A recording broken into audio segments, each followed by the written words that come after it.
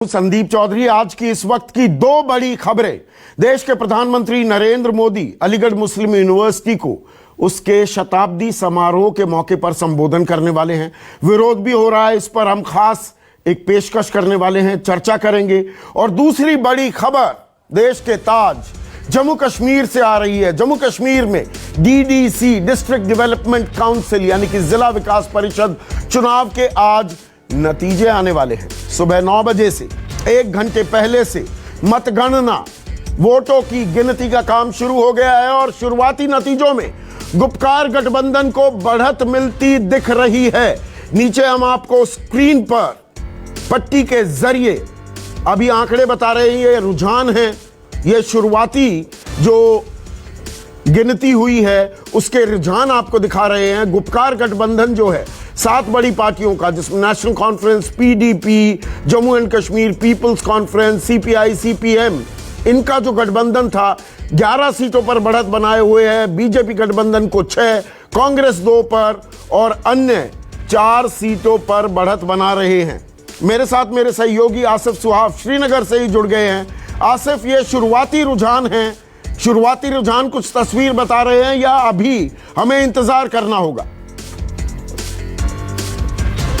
देखिए, इंतजार तो जरूर करना। जो शुरुआती रुझान का इशारा है वो थोड़ा बहुत यहाँ पर लग रहा है कि जो अंदाजा लगाया जा रहा था कि पीएचडी को शायद बढ़त मिलेगी, हो सकता है ये बढ़त बरकरार भी रहे, लेकिन अभी काफी समय है और थोड़ा बहुत हमें और भी इंतजार करना पड़ेगा पूरे रुझानों को बांटने के लिए। लेकिन फिलहाल जो अभी तक हमारे पास 26 ब्लॉक्स पर जो रिजल्ट्स यहाँ पर ये वोटों की यहाँ पर गिनती जारी है, उसमें जो रुझान मिले हैं, रुझान का इशारा है कि पीएचडी को 11 पर बढ़त मिल रही है और उसके बाद बीजेपी 6 पर है और उसके बाद 3 पर अपनी पार्टी जो अल्ताफ बुखारी की पार्टी है जो बीजेपी के सहयोगी है और 3 जो है अदर्स उसमें भी बढ़त बनाए हुए हैं। लेकिन ये अभी काफी जल्दी होगा इन रुझानों को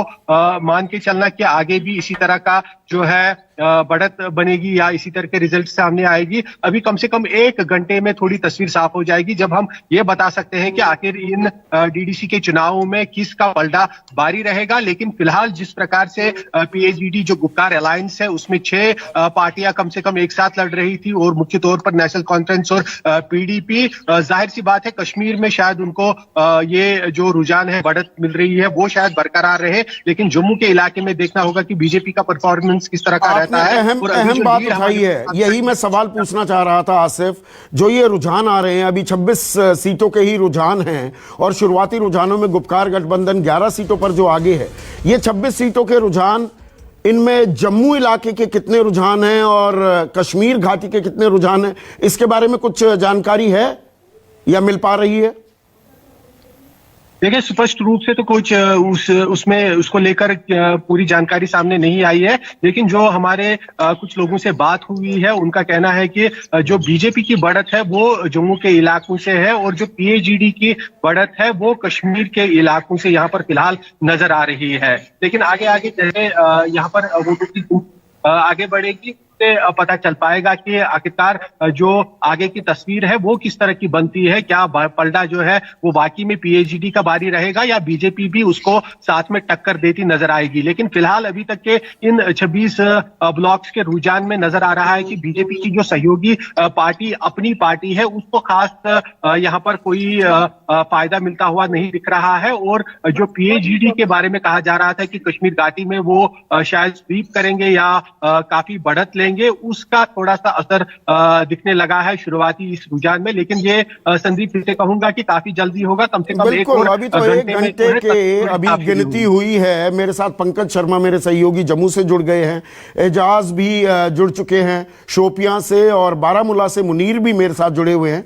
लेकिन पंकज, यहां पर देखने वाली बात यह होगी, पिछली बार के विधानसभा चुनाव की भी अगर हम बात करें तो एक क्लियर डिवाइड दिखा था। बीजेपी ने जबरदस्त पैठ जमाई जम्मू इलाके में और खाता भी नहीं खुला था घाटी में। इस बार देखने वाली बात यह होगी, ये चुनाव दरअसल 1.5 साल बाद हो रहे हैं जब 370 अनुच्छेद 370 हटाया गया। तो ये चुनाव बहुत महत्वपूर्ण है, बहुत अहम है, इनके नतीजे जो भी संकेत देंगे। जी बिल्कुल, देखिए बीजेपी की बात की जाए तो बीजेपी ने इन चुनावों में अपनी पूरी ताकत झोंक दी। दिल्ली से हमने देखा कई बड़े नेता, कई स्टार प्रचारक, जिसमें अनुराग ठाकुर थे, जिसमें स्मृति ईरानी थी, जिसमें हंस थे, जिसमें शान हुसैन की बात की जाए, मुख्तार अब्बास नकवी की बात की जाए, तो कई ऐसे बड़े चेहरे हमने देखा। तमाम जितने बड़े दिग्गज नेता थे वो जम्मू कश्मीर जगह जगह पर जनता के बीच गए, चुनाव प्रचार किया। कांग्रेस की बात की जाए तो कांग्रेस से जब हमने पूछा कि आपका कोई बड़ा नेता यहाँ पर प्रचार करने नहीं आया, तो कांग्रेस ने कहा बीजेपी को हार का डर लग रहा है, इसलिए बीजेपी ने अपने बाहर नेता को बुलाया है। लेकिन आपको बता दूं, अगर जम्मू डिवीजन की बात की जाए तो जम्मू डिवीजन में बीजेपी जो है बरसती हुई दिख रही है। बीजेपी हालांकि ये जो है मतगणना हो रही है, थोड़ी देर में साफ हो जाएगा कि अभी रुझान जो है वो आ रहे हैं। रुझानों के मुताबिक जम्मू डिवीजन की बात की जाए तो बीजेपी आगे चल रही है, लेकिन थोड़ी देर में साफ हो जाएगा कि क्या होगा। लेकिन अभी आपका ऑडियो थोड़ा और ठीक कराते हैं, 1 मिनट पंकज। हाँ, अभी हमें इंतजार तो करना होगा, अभी 1 घंटा हुआ है वोटों की गिनती शुरू हुए। लेकिन मुनीर, यहां पर यह भी देखने वाली बात होगी, 51% लोगों ने मत का इजहार किया। यह अपने आप में बड़ी एनकरेजिंग फिगर है। और उधर विपक्ष लगातार यह भी आरोप लगा रहा है, गुप्कार गठबंधन अभी 20 नेताओं को हिरासत में लिया गया है। हिरासत में क्यों लिया गया है अभी नेताओं को आज वोटिंग के दिन? क्या किसी तरह के तनाव की आशंका भी है? तनाव की आशंका नहीं है, लेकिन जो नेताओं को नजरबंद रखा गया है उसके हवाले से रखा गया है। और जो फारूक अब्दुल्ला है, जो चेयरमैन है, ईडी ने जो प्रॉपर्टी ईडी ने वो सीज की है, उनको अटैच किया गया है। और पीएचडी बार बार ये कह रही है कि ये प्रेशर टैक्टिक्स है बीजेपी की तरफ से, ताकि ये चुनाव जो है वो उनके हक में जाए। लेकिन जो अभी काउंटिंग हो रही है, नताइज जो आ रहे हैं, जो इनिशियली आ रहे हैं, तो उससे ये लग रहा है जो पीएचडी है वो कश्मीर डिवीजन में जो है वो आगे बढ़ रही है और बीजेपी कहीं ना कहीं पीछे दिख रही है कश्मीर डिवीजन में। हालांकि कल जो शाहनवाज हुसैन साहब ने प्रेस कॉन्फ्रेंस में ये भी कहा कि चाहे हम यहाँ पे खाता खोले या ना खोले, लेकिन ये जो जमहूरी ढांचा जम्मू कश्मीर का है उसको हम मजबूत करने की कोशिश कर रहे हैं।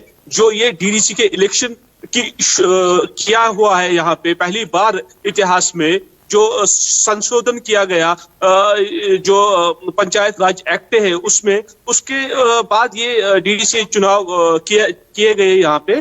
तो यही लग रहा है कि जो अभी शुरुआत है, लेकिन आगे आगे पता चलेगा हमको कि नतीजे जो है रिजल्ट किसके हक में जाएंगे। लेकिन पीएचडी जो है वो आगे दिख रही है थोड़ा बीजेपी से कश्मीर डिवीजन में। बिल्कुल एजाज, ये चुनाव एक तरह से क्या कश्मीर की आवाम, और कश्मीर की जब मैं बात कर रहा हूं, मैं जम्मू और कश्मीर दोनों को जोड़कर देखना चाहूंगा, क्या ये 370 पर एक तरह से लोगों का जनमत भी माना जाएगा? क्या विपक्ष लगातार इस ओर इशारा करने की कोशिश कर रहा है? देखिए, 370 हटने के बाद जो है ये एक पहला इलेक्शन हो रहा। इजाज, आपकी आवाज में थोड़ी दिक्कत आ रही है, कनेक्शन की प्रॉब्लम है। आसिफ, अगर आप इस सवाल का जवाब दें।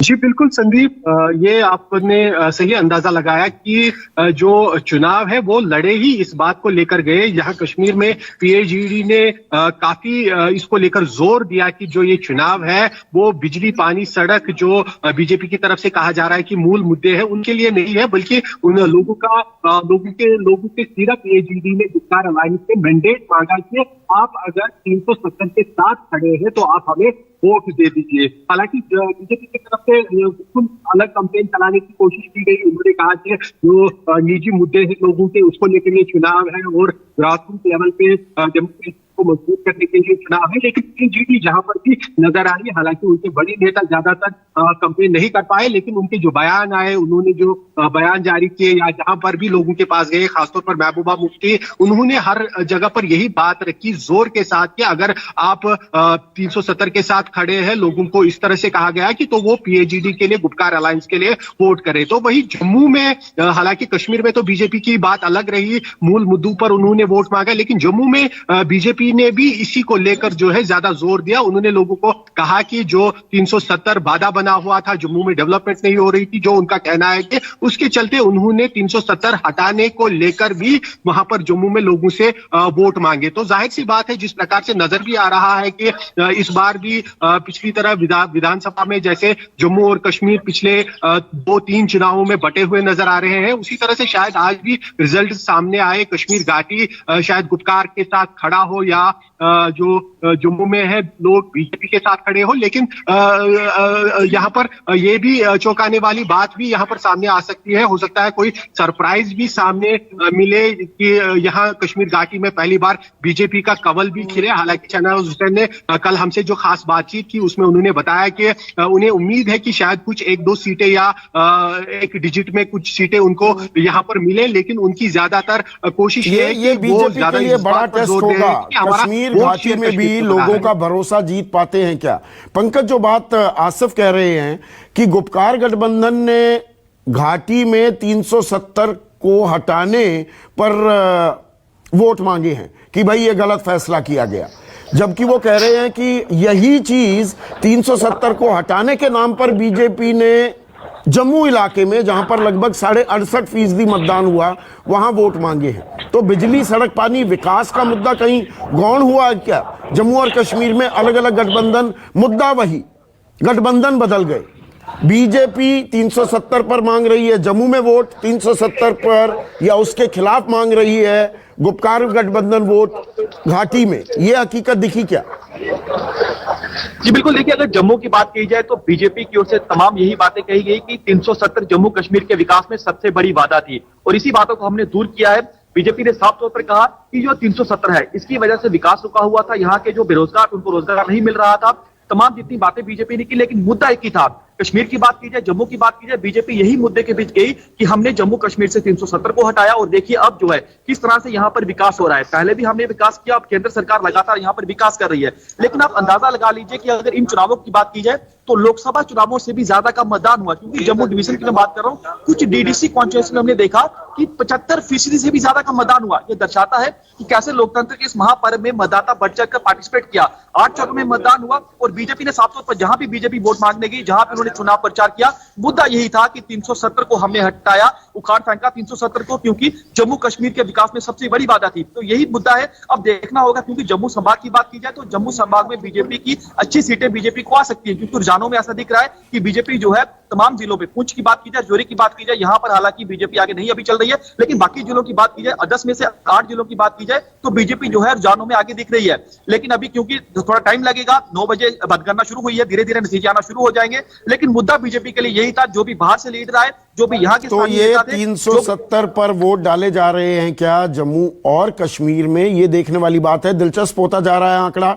अब 31 सीटों के रुझान हमें मिल रहे हैं। गुपकार गठबंधन 10 पर, बीजेपी गठबंधन 9 पर। अल्ताफ बुखारी की पार्टी भी बीजेपी के साथ गठबंधन में ये चुनाव लड़ रही है, तो ये अभी नेक टू नेक फाइट दिख रही है। लेकिन इसमें यह देखने वाली बात होगी कितने रुझान घाटी से, कितने रुझान जम्मू संभाग से मिल रहे हैं। लेकिन मुनीर, इस आंकड़े में एक और आंकड़ा है, अदर्स के खाते में 10 सीटें जाती दिख रही हैं। ये अदर्स में कौन कौन है, थोड़ा सा बताइए, जो जम्मू कश्मीर की राजनीति से वाकिफ नहीं है हमारे दर्शक।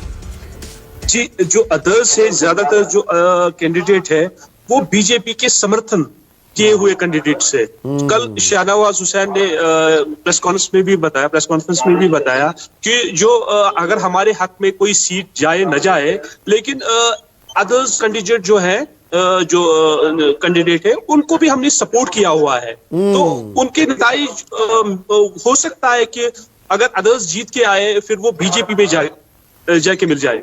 ठीक आसिफ, अगर ये दावा सही है फिर तो बीजेपी और अदर्स, जिनको वो अभी दावा कर रहे हैं, शहनवाज हुसैन 1 महीना उन्होंने वहां पर बिताया है, आप लोगों से बड़ी मुलाकात की है, इस दावे में कितनी हकीकत है? अगर ये दावा है तो 10 जमा 9 ये तो 19 सीटें हो जाती हैं।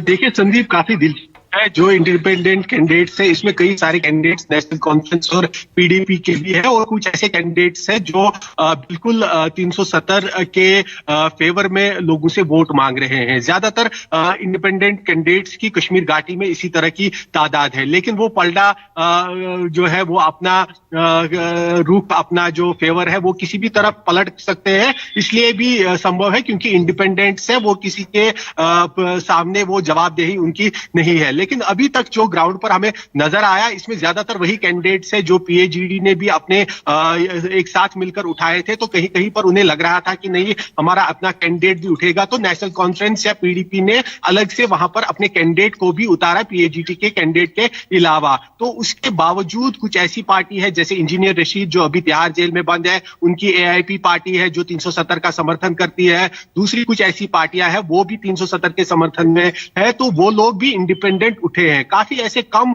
अभी की गिनती में कश्मीर घाटी में देखने को मिलेंगे जो इंडिपेंडेंट कैंडिडेट्स या बीजेपी के साथ अंडरस्टैंडिंग में हो। लेकिन जरूर ऐसा है कि कुछ ऐसे कैंडिडेट्स भी जरूर ग्राउंड पर नजर आ रहे हैं, लेकिन उनकी तादाद काफी कम है जिनका रुख पहले से ही या जिनका पहले से ही बीजेपी के साथ कोई गठजोड़ अंदरूनी है, जिनको बीजेपी समर्थन कर रहा है, और हो सकता है कि जीतने के बाद शायद वो बीजेपी में शामिल हो, जैसा कि हमने यहां पर श्रीनगर के जो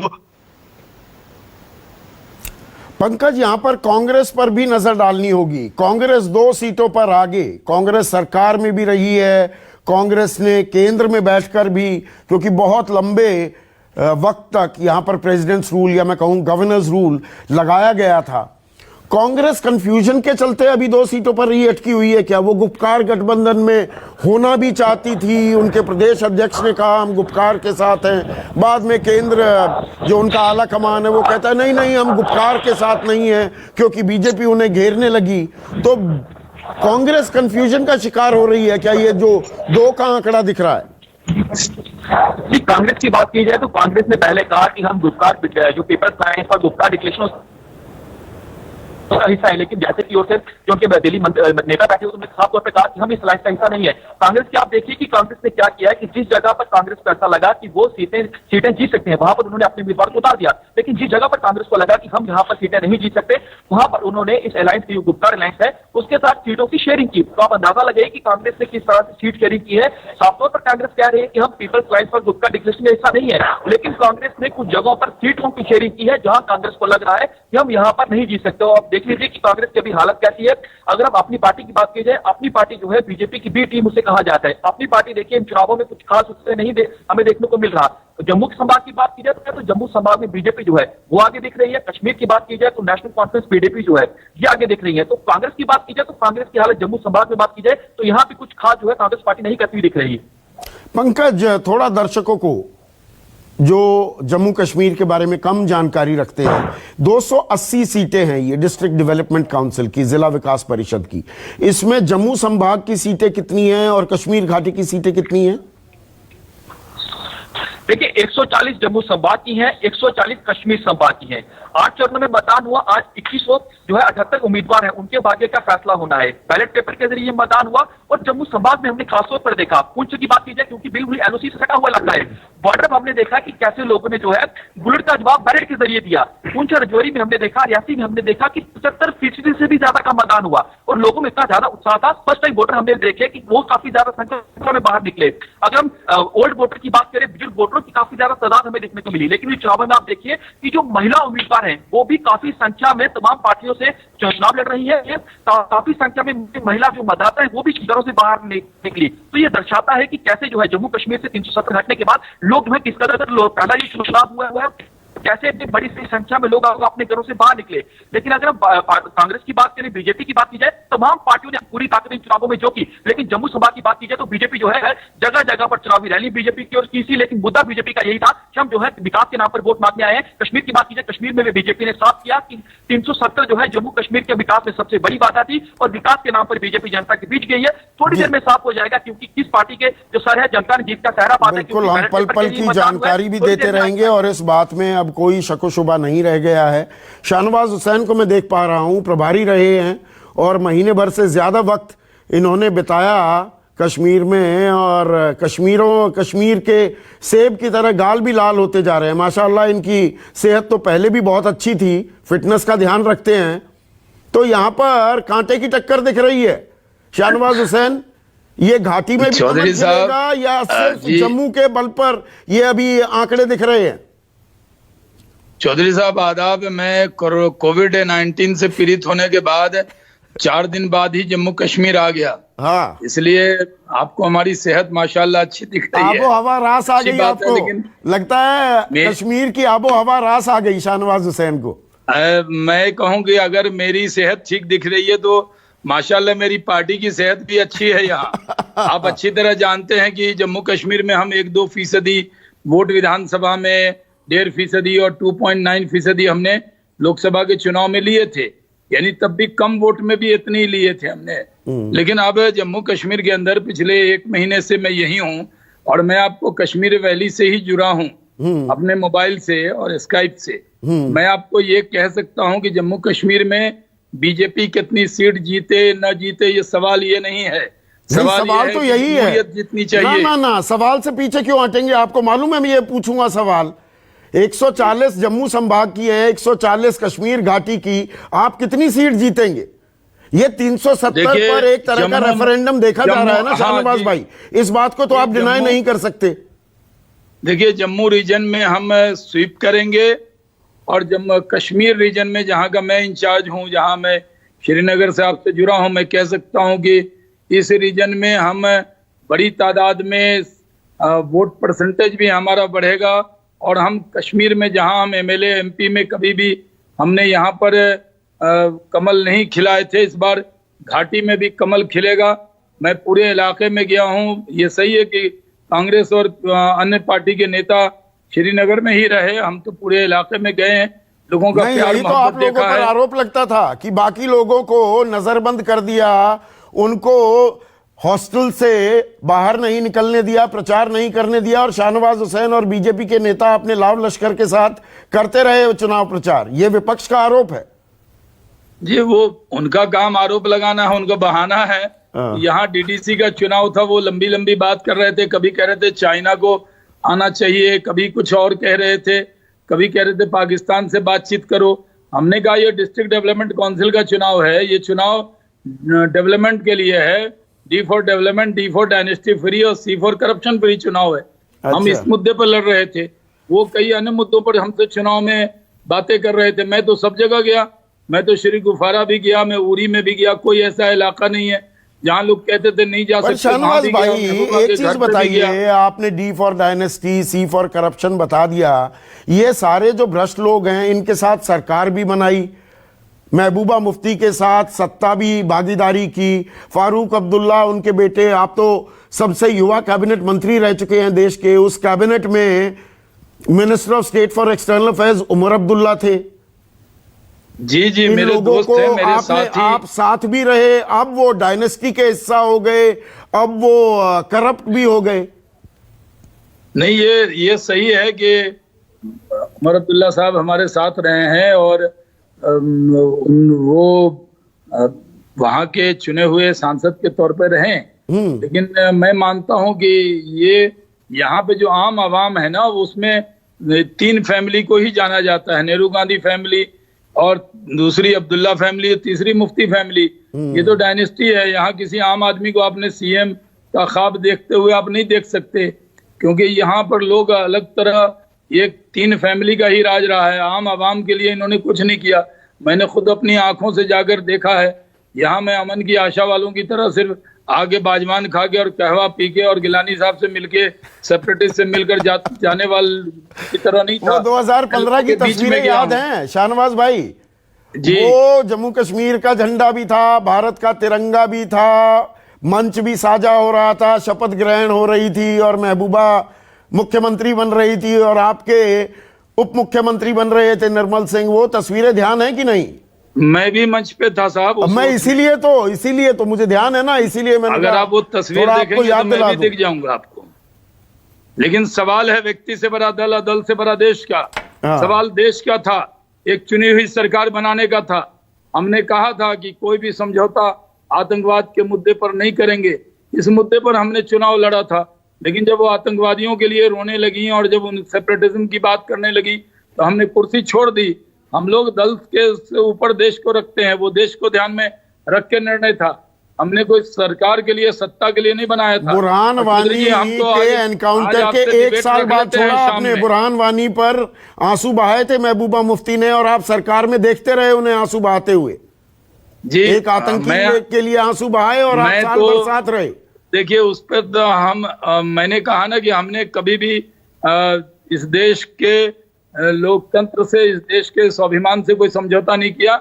मैं आपके एक साल तक क्या करते रहे? वो क्या था एक साल तक? अभी चौधरी जी, हम तो आज अपनी पार्टी से कहते हैं कि 7 बजे आज आपसे डिबेट हो जाए, लेकिन अभी तो मैं एक जगह से जुड़ा हूं और मैं थोड़ी देर के लिए आपसे जुड़ा हूं।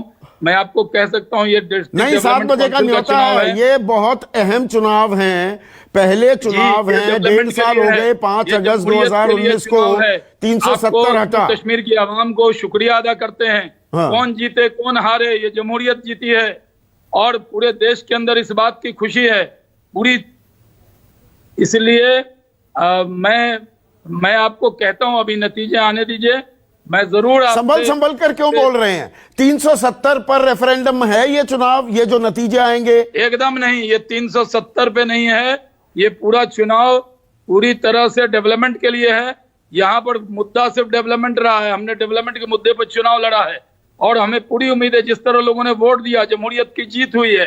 भारतीय जनता पार्टी खुद भी जीतेगी और हमारे जो समर्थित निर्दलीय का आंकड़ा आप दिखा रहे हैं वो बीजेपी समर्थित हैं। बीजेपी समर्थित है। बहुत सी जगह बड़ी अच्छी रिपोर्ट आ रही है। बीजेपी समर्थन बड़ा अच्छा सोच समझ के करते हैं आप समर्थन, पहले से ही कुछ सेटिंग कर ली है? सेटिंग नहीं है, ये सब हमारा समर्थन है। मैं आपको कह रहा हूं कि जमहूरियत की बहुत बड़ी जीत हुई है और इस जमहूरियत की जो जीत है उस पर पूरे देश के अंदर खुशी है। और यहाँ जम्मू कश्मीर की आवाम को भी लगता है कि मोदी है तो मुमकिन है, मोदी है तो डेवलपमेंट वो करके दिखाएंगे। कोरोना काल था लेकिन हम पूरे इलाके में डेवलप करके इस इलाके को दिखाएंगे। 280 में से कितनी सीट जीतेंगे? अब रिजल्ट आने दीजिए चौधरी साहब। इतना क्यों संभल रहे हैं? मैंने हर चुनाव में, दिल्ली हो, बिहार हो, झारखंड हो, हर चुनाव में आपसे आंकड़ा मांगा और आपने ताल ठोकी है। आज जम्मू कश्मीर के अंदर हम क्यों नहीं ठोक रहे? अभी अरे साहब, हम भी इंचार्ज हैं, संभल कर ही बोलेंगे। मैं कोई डिबेट में थोड़ी बैठ रहा हूं। 1 to 1 बात हो रही है। जब नतीजे का दिन है, दावों का दिन नहीं। आज दावों का दिन नहीं है, आज जमहूरियत का जश्न मनाने का दिन है, आप ये कह रहे हैं। तो लगता है कनेक्शन में थोड़ी दिक्कत हुई, लेकिन यहां पर जमहूरियत की जीत हुई है ये दावा करते हुए कश्मीर घाटी में प्रभारी थे इस चुनाव के शाहनवाज हुसैन। एक छोटा सा ब्रेक लेंगे और ब्रेक के बाद बात करेंगे। अब से लगभग 29 मिनट बाद प्रधानमंत्री मोदी अलीगढ़ मुस्लिम यूनिवर्सिटी के शताब्दी समारोह में संबोधन करने वाले हैं। इस पर राजनीति भी हो रही है, विरोध भी हो रहा है। हम तमाम पहलुओं पर चर्चा करेंगे एक खास पैनल के साथ, एक ब्रेक के बाद।